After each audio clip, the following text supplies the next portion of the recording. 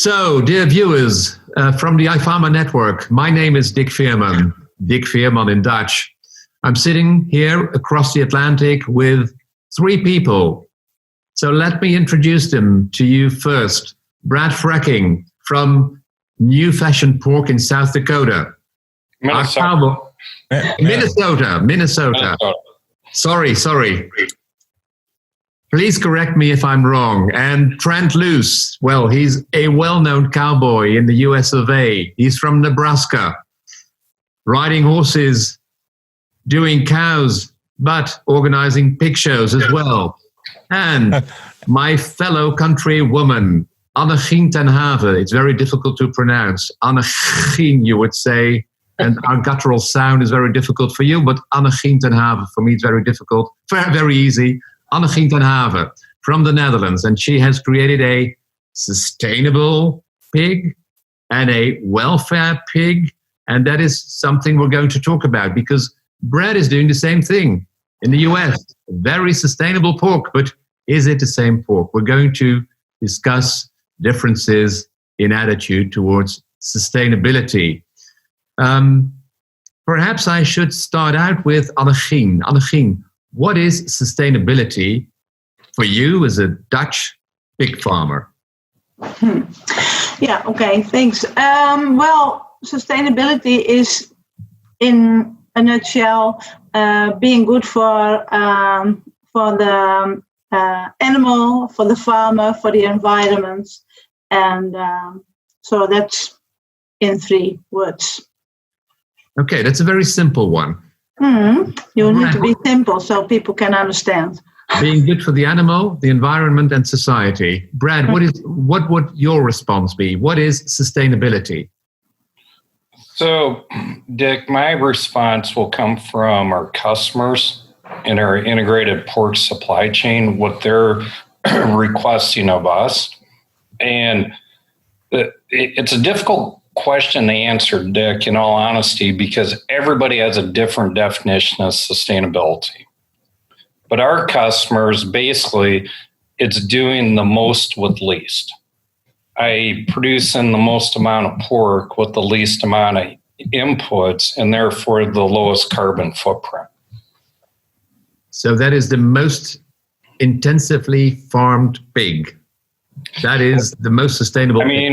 That's what our customers are requesting of us. And that's in a large volume. The Walmarts, the Krogers, the Costco's, the Publix are primary customers.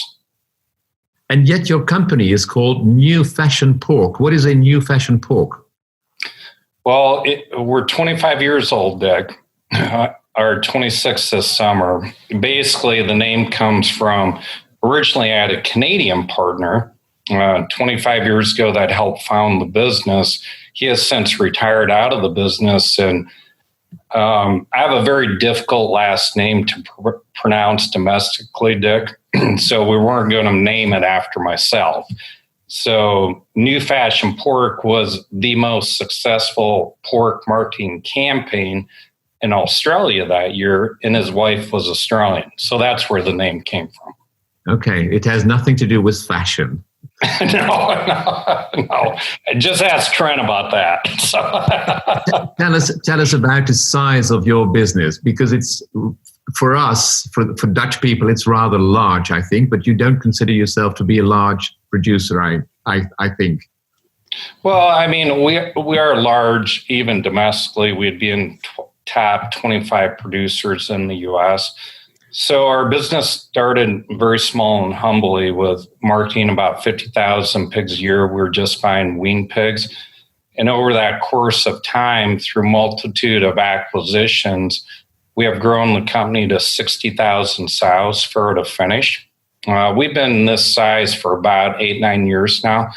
And but we're also fully integrated with 2 harvest facilities where they each harvest 20,000 a day or 6 million a year. And that's done with other producer partners. And then we also have a premium dailies, premium meats, bacon company that provides bacon throughout the U.S. from our perspective, that is huge. The two harvest facilities, that is really something. Annechien, tell us about your size.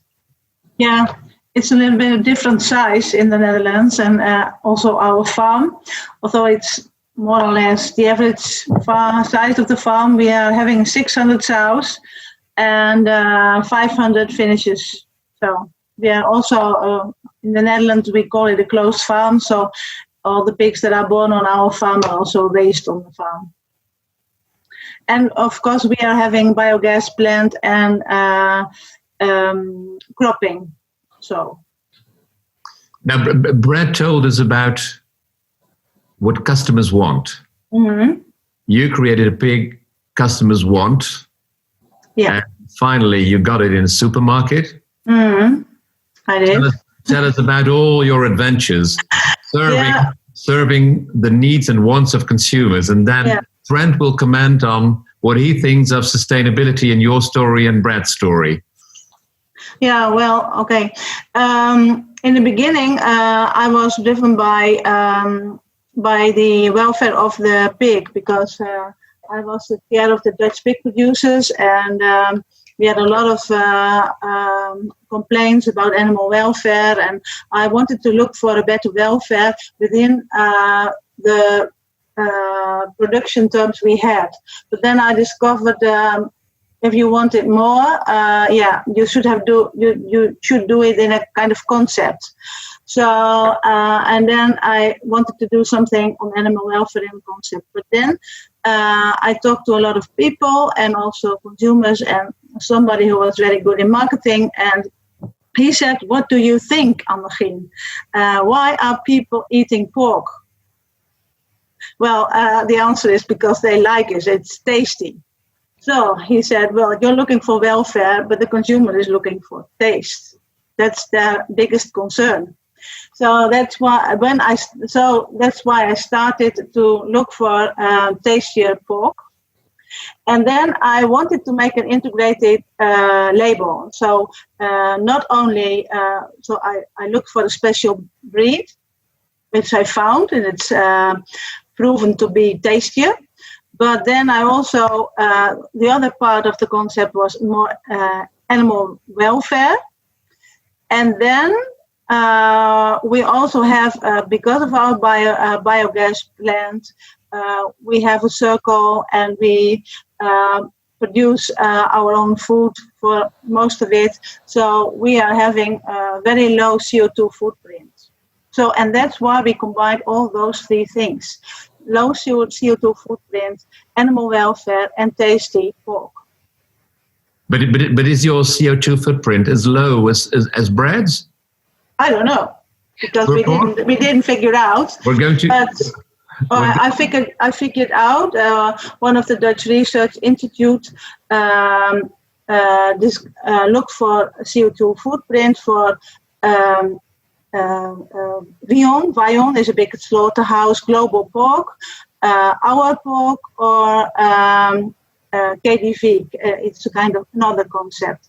And then it was proven that our concept had the lowest CO2 footprint. And they also compared it to some Italian concepts, but they were having a very much higher CO2 footprint. So we appeared to be very low. So, Trent, what do you think when you listen to, Brad very well? When you listen to Annechien, what do you think? Can I say Annechien? Make sure they do it. Oh, okay, good. You can also call me Anne. No, I want to stick with Annechien because I want to be Dutch for a moment. Oh, very good. But I hear that, and I'm worried about the CO2 prevention, because Annechien is potentially going to starve plants. What do I mean by that? We get lost in the fact that CO2 is a greenhouse gas, but in fact, it is plant food. And if we continue to restrict plant food from the atmosphere, what does that mean for continuing to grow plants which serve a vital purpose? And the whole reason I bring that up in the beginning is because that everybody wants to define sustainability today by looking at one component of sustainability. True sustainability, in my mind, is kind of a combination of what both Brad and Annechien are talking about, and that is that we continue to produce a tasty, desirable protein product for the consumer that they are willing to afford and have access to. And if we cannot continue to do that, there is no sustainability. You know, I love to go out every day and drive a team of horses with a wagon on my place. But there are not a lot of wagon makers left because at the end of the day, they were not sustainable. They didn't continue to produce something that the consumer was willing to pay for and had a reason to use in their operation. Look, what I like to do when we start talking about sustainability, and to me, the word's been hijacked. There is nobody more sustainable than the world farmer today and throughout the course of history.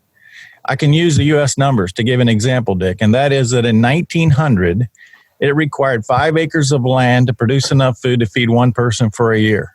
It also, because we did not have tractors, required 5 acres of land to produce enough food to feed the horses and the mules that were used to produce the food. So literally, in 1900, it required 10 acres of land to produce enough food to feed one person for a year.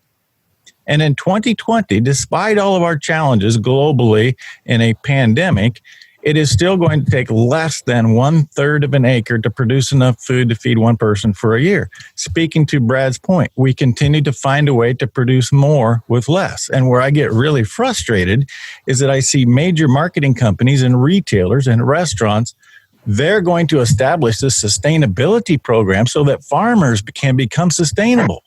We define sustainability. Farmers have continued generation after generation to find a way to produce more with less.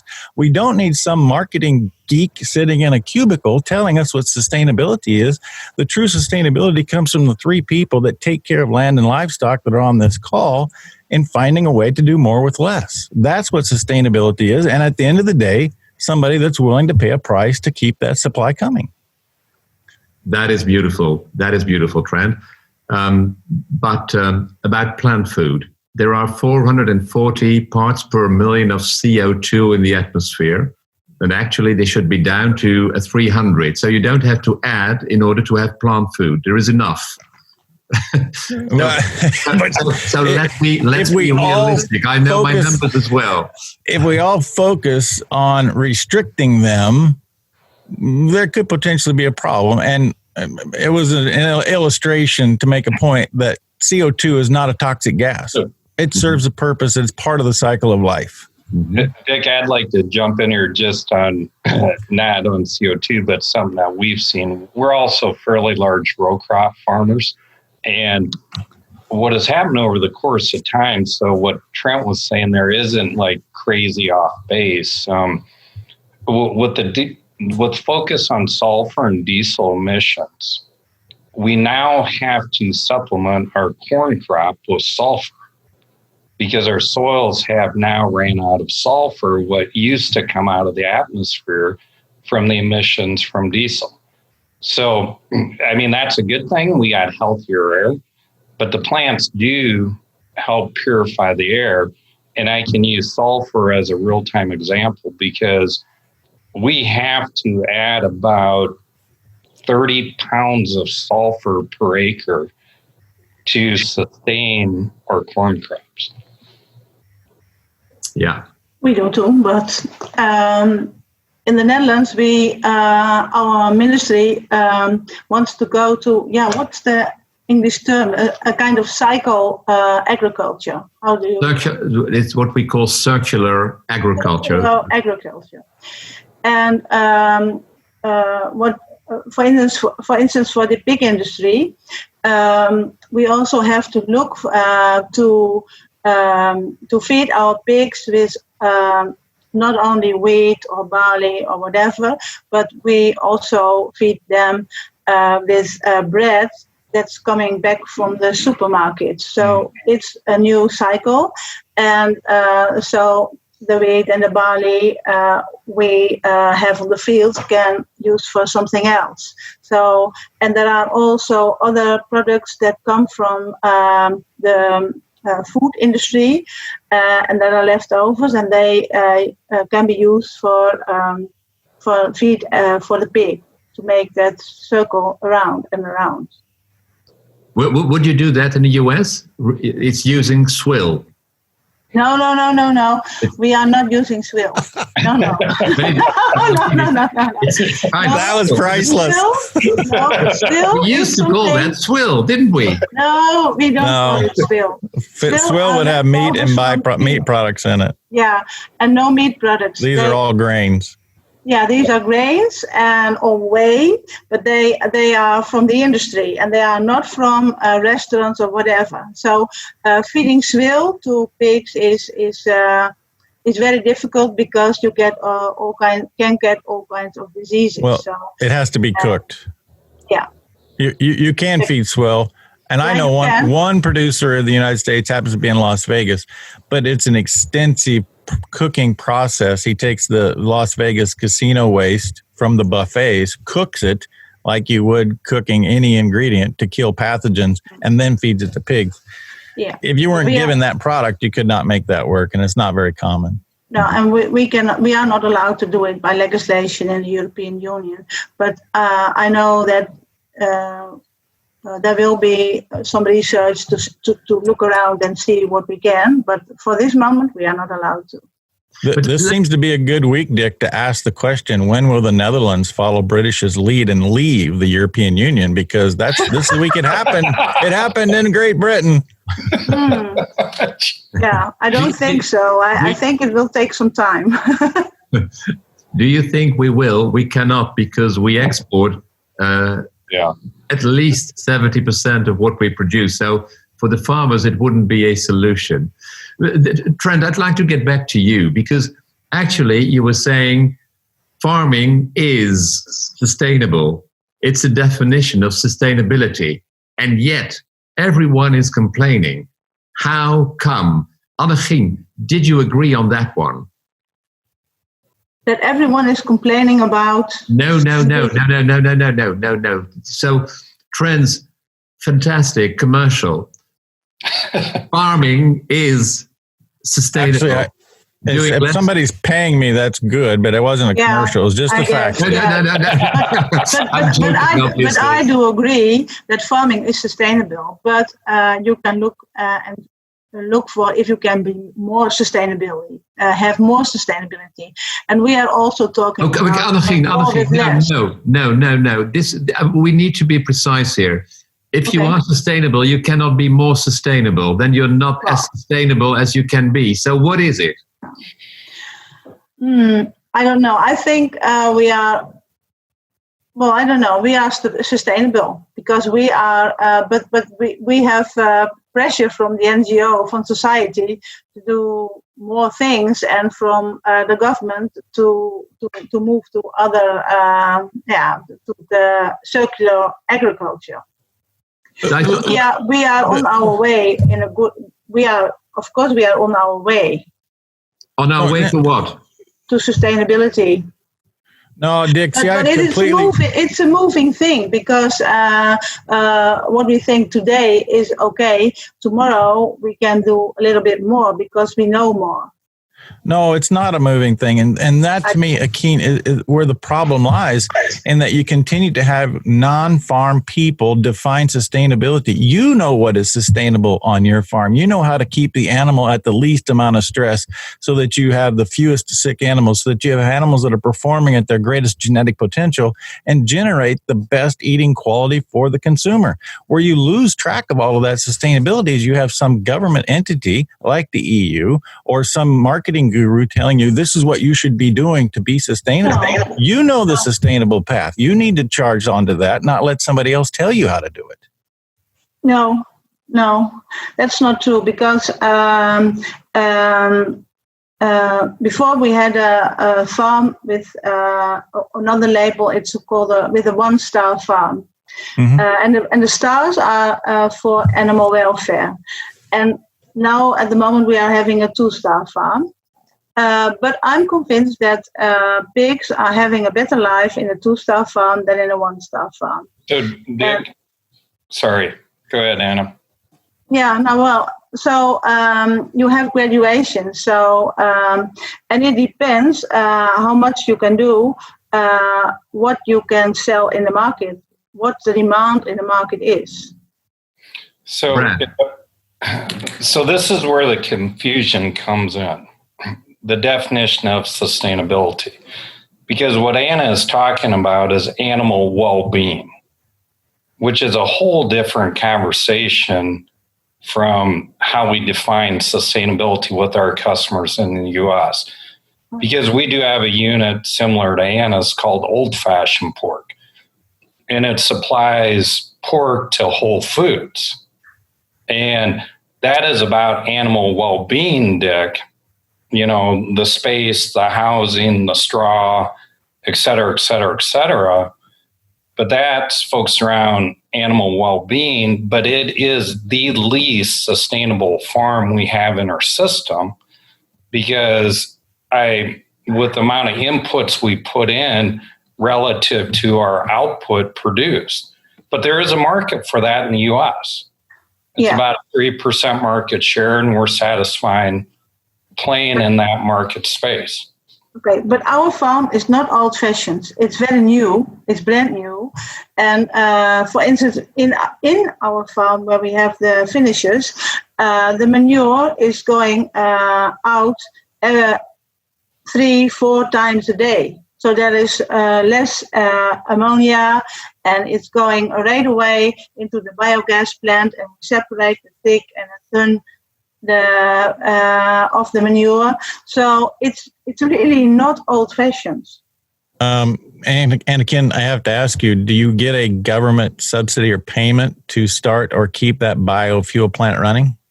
Yeah, our biofuel plant is subsidized, yes. You cannot be sustainable if you're relying on a government subsidy to keep it going. That's really a difference. It's you and us, because our government thinks that they can help and support and give subsidies, so we move to the right direction. But without it's not the right direction if it's not sustainable without a government payment. That's where the government drives you in the wrong direction instead of letting you drive the ship. I'm not opposed to biofuels, but it's not sustainable if it requires a government subsidy to make it happen. Yeah, that's a different point of view. Trent, I'll tell you a secret. Government hopes the market will pick up. Yeah. Well, I hope the market will pick up too, and I'd like to get 4 times as much for my pigs and cattle as I'm getting, but Walt Disney is a make-believe place that makes movies, not reality. All right. There is a real divide here, and that is what we can see. So, Brad, you can sit. So our welfare market, and the Dutch call it sustainable, right? As do the Germans, the British. In Belgium, in France, they all tend to think this way. And you just call it's the least sustainable farm I have. It's the least sustainable concept I have. Well, so it goes back to the original not our customer's definition of our commodity pork, producing the most with the least amount of inputs. So because that represents 96, 78% of our business. I mean, that's what drives our efficiencies, how we look at doing more with less. Now, the other farm that supplies a niche market, Whole Foods, I mean, that's totally about animal welfare or perceptions of animal welfare and a customer that is willing to pay 2 to 3x for that product. So they're different business models. I'm not critical of either or, Dick. All I'm saying is, as we look at our significant enterprise and the definition that we've been handed by our customers to us, in their definition of sustainability, that is not our niche market farm. Yeah, so you're not opposed to either concept, but you said perception of well-being. What do you think so your pork doing more with less? Is it well? Is it as well as your Whole Foods pig? Yes, and it exceeds our Whole Foods pig. So in our commodity system, we also have some customers that are against individual sow housing, sow stalls. And I know the EU has done away with those a long time ago, but still the majority of our system is still in individual sow housing. So when I look at animal well-being or animal welfare, and I have two farms side by side built a year apart, and the one is loose sow housing and the other one is individual sow housing, and I have a higher death rate in a loose sow housing system. I have a higher turnover rate in my sows due to lameness, and it takes more feed in a loose sow housing to produce same number of pigs. I really struggle with that being sustainable.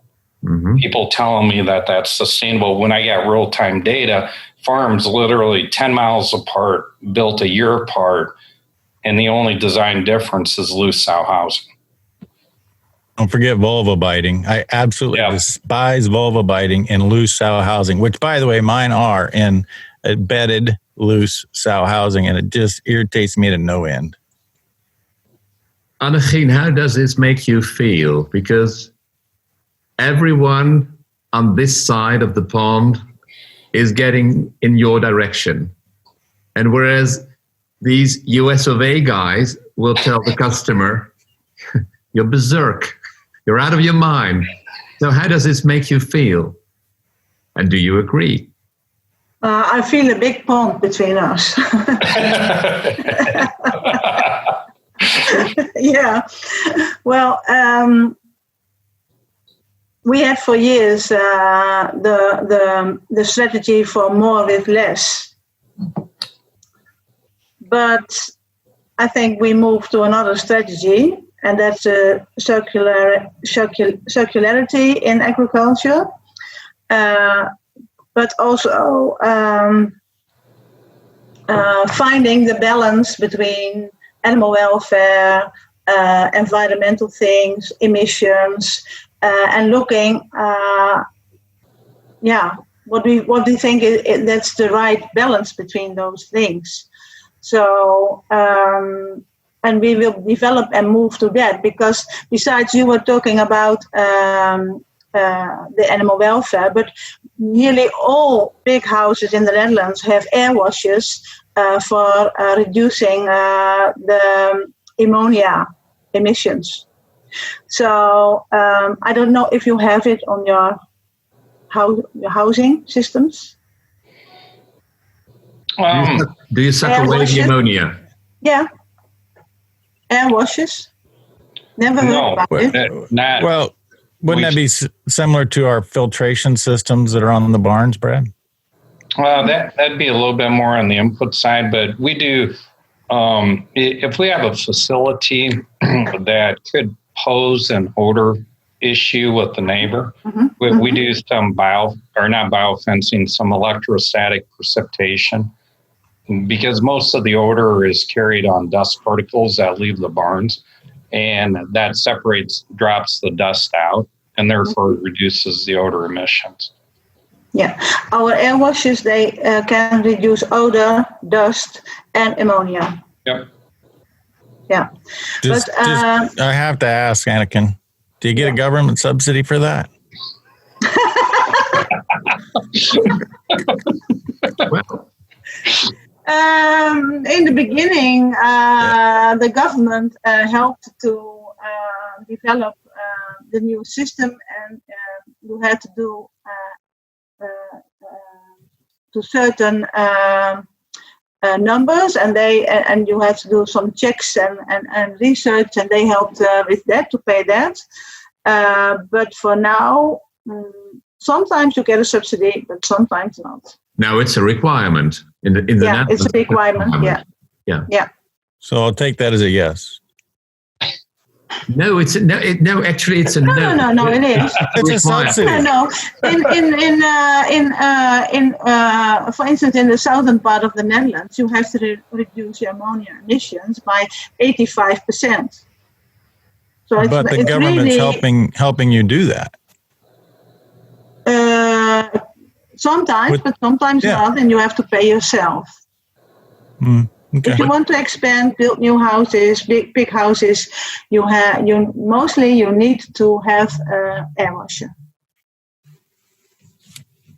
But we can go on and on. But we've just seen there is indeed a big divide in the definition of what sustainability is. So I wonder if an American public is watching this video, what will they say? The Europeans are out of their mind, and will they? And what will viewers from Europe say when they see this video? I think we'll learn from their comments on this video, and that I think will require a new video. How are we going to respond to what the customer says, but what people say and what citizens say, I think. So shall we go, let's just bring it out and see what the audience says and see who is out of his mind. You want my prediction? The Americans or us? Fred, the last words are for you. Are you going to everybody else and then me or just now? No, just you now. People are going to famous last words right now. People are going to say, I knew those bloody Europeans and folks in the European Union were going to starve their people with government strangulation, but now I've learned they're going to starve their plants too. Brad, would you agree? I think the biggest difference, Dick, we approach the marketplace as customer choice. If you want the different products, pull out your checkbook. But as a rule of thumb, our consuming public is very comfortable with our sustainability mission and our commodity pork. And they feel it's sustainable. Well, now when it gets down to the individual consumer, their definition of sustainability is probably a little bit more European. And what I mean by that is that they confuse animal well-being with sustainability because they don't understand the differences. So we have, for us, Dick, we have the consumer, which is whoever's buying the product at the retail shelf, but our customer is who's selling them that product. So our definition of sustainability comes from our customer, not necessarily the consumer. Now, they'll confuse something or confuse it with animal well-being. Well, you can go to Whole Foods, Trader Joe's, wherever you want to buy that product at 2 to 3 times more than the commodity pork. So for me, it's all about choice. Annechien, you feel better now? The American customer, the American consumer think different. Is rather European. Yes, and I think in the end, your customers will also have to change because they have to listen to their customers. So and to the consumers. So but they won't pull out their checkbook. 97% of them will not pay that premium. Because that's true. But it's not 3 times of the price. It's less. Yeah, but we tried these programs again and again and again, Dick, antibiotic free, et cetera, et cetera, et cetera. And you put them out there in the retail commodity space, and all those programs flame out. Nobody's willing to pay for that product. So there's only about 3%, maybe 4% that are willing to go to Whole Foods, Trader Joe's to get, in their mind, the animal well-being product are raised in a manner that fits their moral and ethical beliefs. But all these other programs, when you put them in a commodity space, flame out, except for pork quality, like a Duroc breed or a highly marbled pork product. You can sustain premiums with quality, but you can't with, quote, the animal welfare attributes. Okay, but that's why we added meat quality. Yeah, you're very smart on that, Anna. See, Dick, I think a moderator would shut it down right now because we found commonality. Everybody agrees the most important part of sustainability is a good eating experience. Eat Duroc or Berkshire. That's the moral of the story. Trent. Trent, thank you very much. See you next time.